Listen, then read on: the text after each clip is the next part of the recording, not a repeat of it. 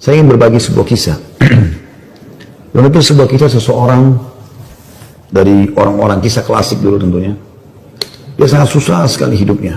Dan saking susahnya sampai dia bilang, saya cuma hidup dari pendapatan harian saya. Dia bilang satu waktu, saya keluar, ingin mencari rezeki. Pada hari itu betul-betul tidak ada sumber rezeki. Kenapa yang saya dapat hari itu yang dipakai makan gitu. Dia bilang saya sudah keliling sana sini tidak ada makanan. Dan saya tidak pulang ke rumah sampai di awal malam selepas isya lebih. Istri sama anak saya sudah menunggu. Kemudian saya pun pulang ke rumah. Begitu pulang ke rumah, dibuka pintu, disambutlah oleh anak dan istri. Dengan harapan selain menemui saya juga mereka berharap bisa ada makanan dan minuman seperti biasa. Tapi karena istri saya melihat di tangan saya tidak ada sama sekali bekal apa-apa, maka saya pun duduk, kemudian diberikan air putih, lalu dia bertanya, apa hari ini nggak ada bekal makanan? Lalu saya menjawab, sama sekali saya nggak temukan pekerjaan. Saya tidak tahu harus mencari di mana lagi. Lalu kata istrinya, lalu apakah kita harus tidur dalam kondisi kelaparan? Saya sama anak-anak betul-betul belum makan sama sekali dari pagi gitu. Maka kata dia, baik, saya istirahat sejenak, baru saya akan keluar cari rezeki lagi. Mudah-mudahan malam ini Allah berikan kepada kita. Kata istrinya, baiklah kalau gitu. Subhanallah, tanpa mengenal letih, laki-laki yang soleh ini dia keluar dari rumahnya.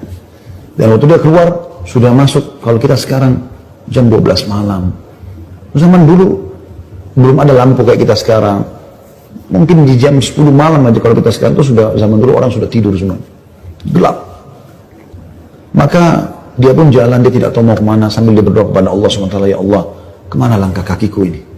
Aku sendiri belum makan seharian, anak istriku juga belum makan. Berikanlah kami rezeki. Sambil berjalan, dia bilang mata saya tiba-tiba melihat sebuah masjid. Di sekitar rumahnya, tidak jauh dari rumahnya. Gelap, nggak ada lampu kan, zaman dulu belum ada lampu, orang pakai sumbu, pakai minyak, dinyalakan, kemudian baru terang, itu pun sangat kecil. Penerangannya sebagaimana kita tahu kalau pakai sumbu.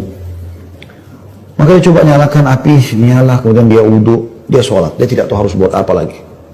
Mulai ada sholat, habis sholat dia berdoa kepada Allah Subhanahu Wa Taala supaya dimudahkan, dikasih rezeki, dikasih segala macam, dan dikeluarkan dari masalah kemiskinan ini.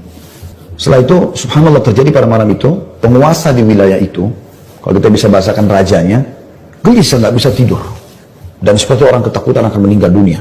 Hatinya terdorong untuk bersedekah. Maka dia mengambil beberapa kantong isinya emas, kan? Lalu dibawa sama dia, dan dia bilang, ya Allah, hatiku sangat gelisah, aku takut meninggal sementara aku masih belum memiliki bekal yang cukup bertemu denganmu. Maka izinkanlah hambamu ini bersedekah di jalanmu. Dia bawa berapa banyak karung yang dia bisa bawa, karung-karung kecil, bungkusan emas semuanya. Dia naik kuda dan dia mengatakan, ya Allah, aku minta petunjuk kepadamu. Aku tidak akan memegang tali kekangan kudaku ini, aku biarkan jalan. Raja tidak minta dikawal oleh siapapun. Tergerak hatinya begitu. Subhanallah, dia jalan. Subhanallah, ya, Maha Suci Allah, kisah nyata ini menjelaskan, kudanya berhenti di masjid yang ada orang soleh tadi yang susah itu. Dia juga heran, kudanya masuk di halaman masjid, diam di situ. Dia turun, apa ini rahasianya? Kenapa Allah datangkan ke masjid ini? Dia bilang, saya masuk ke masjid, gelap. Cuma ada satu saja sumbu lampu, ya, sumbu lilin. Kemudian saya mendengar suara, ya, orang yang berbicara.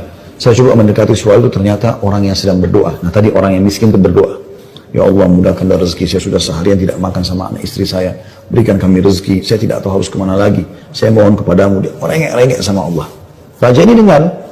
Maka raja itu menegur si orang tadi. Setelah salam, dijawab salam, dia mengatakan, saya dengar tadi keluhanmu kepada Allah Subhanahu Wa Taala. Saya kebetulan bawa beberapa kantong uang emas. Saya akan berikan kepada kamu sebagai sedekah. Dan ketahuilah saya raja di wilayah ini. Saya tadi gelisah, ingin sekali keluar dan bersedekah, dan Allah tunjukkan saya ke masjid ini. Mungkin kaulah yang Allah maksudkan. Lalu saya akan berikan kepada kamu uang ini sebagai sedekah di jalan Allah Subhanahu Wa Taala antara kita berdoa, dan yang ketiganya Allah. Dan saya berharap apapun yang kau butuhkan, datanglah ke istanaku setiap saat. Saya yakin Allah yang menggerakkan saya bertemu dengan kamu. Subhanallah, orang miskin ini luar biasa kalau punya keimanan. Apa yang dia bilang? Wahai Tuhan, kalau seandainya saya pun masih punya kebutuhan selain apa yang Anda akan berikan kepada saya ini, maka saya tidak akan datang minta kepada Anda. Tapi saya akan minta kepada Allah yang telah mengirim Anda datang kepada saya. Closing kisah ini coba diambil pelajaran baik-baik. Semua orang diuji. Ini cobaan. Lalu bagaimana cara kita melewati cobaan, teman-teman sekalian? Allah mengatakan dalam Al-Quran, "Qul la yusibana illa ma kataballahu lana." Katakanlah kami tidak akan ditimpa kecuali dengan apa yang sudah Allah catatkan buat kami. Memang Allah takdirkan di detik ini, di waktu ini sedang ada cobaan seperti itu. Tetapi ini harus dikemas dengan ayat yang lain, yaitu inna ma'al usri yusra, ya. Fa inna ma'al usri yusra. Sungguhnya di setiap kesulitan akan ada kemudahan, di setiap kesulitan pasti ada kemudahan. Jadi saya yakin Anda masih banyak memiliki kemudahan. Seperti misalnya Anda masih bisa bernafas, masih bisa melihat, masih bisa mendengar gitu kan. Butuh kesabaran. Butuh kesabaran, akhi dan ukhti. Yakinlah, Allah tidak akan membuat kita susah. Allah tidak ingin itu. Selanjutnya juga saya sarankan sunnah Nabi SAW. Kalau kita sedang diberikan cobaan, lihat orang yang lebih susah. Kalau kita pincang, na'udzubillah, puntung kakinya satu, lihat orang yang puntung kakinya dua. Puntung kakinya dua, lihat orang yang juga puntung tangannya.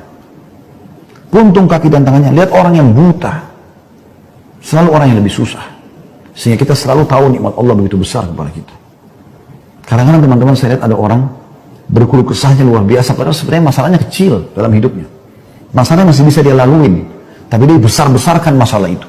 Sehingga akhirnya dia tidak bisa melalui cobaan dengan baik. Apa kata Umar radhiyallahu anhu tentang masalah ini? Orang yang Allah berikan cobaan kepada dia, dan pasti Allah akan uji hamba-hambanya. Sebagaimana Allah jelaskan dalam surah Al-Baqarah ayat 155 ya, a'udzubillahi minasyaitonirrajim, wa lanabluwannakum bisyai'in minal khauf. Kami pasti akan menguji kalian dengan sedikit takut. Minal khaufi wal ju', rasa lapar. Wa naqsim minal amwali wal anfusi wath thamarat, dan kekurangan jiwa. Yang orang kita cintai meninggal, harta juga kurang, hasil panen juga kurang, pekerjaan tidak ada, di PHK. Wa basyirus sabirin, dan sampaikan berita-berita kepada orang-orang yang sabar. Siapa mereka ya Allah? 156-nya. Alladzina idza asabathum musibatun qalu inna lillahi wa inna ilaihi raji'un. Mereka yang kalau ditimpa musibah mereka mengatakan kami milik Allah, kami akan kembali kepada Allah. Kalau Allah bilang apa? Ulaika, mereka lah. Alaihim salawatun min rabbihim wa rahmah. Mereka akan dapat ya jalan keluar dan rezeki dari Tuhan mereka. Wa ulaika humul muflihun, dan mereka adalah orang-orang yang beruntung, betul kan? Dari sini teman-teman sekalian, Anda sabar dalam melaluinya dan lihat orang yang lebih berat. Insya Allah akan ada jalan keluar, tidak mungkin tidak. Yang penting teman-teman, di saat kita lagi genting, terus bergerak, terus berusaha, terus ikhtiar, terus berdoa kepada Allah SWT, saling dukung-menukung, jangan saling menyalahkan. Semoga Allah SWT memberikan kita semua jalan keluar yang terbaik ya.